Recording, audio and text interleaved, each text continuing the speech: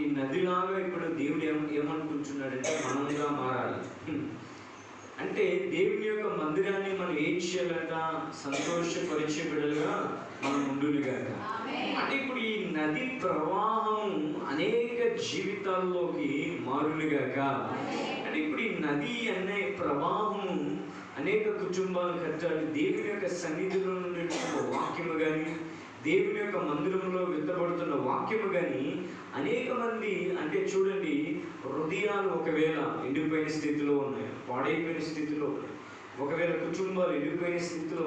ఇప్పుడు ఈ నది ఏమవుతుందంటే ఆ జీవితాన్ని మళ్ళీ జీవింపజేస్తుంది.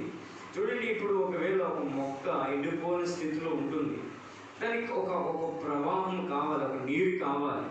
ఆ నీరు ఒకవేళ ఆ మొక్కని తాకినప్పుడు, దానికి సమృద్ధి అయిన నీరు ఉన్నప్పుడు మళ్ళీ ఆ మొక్క ఏమవుతుందంటే జీవింపబడుతుంది.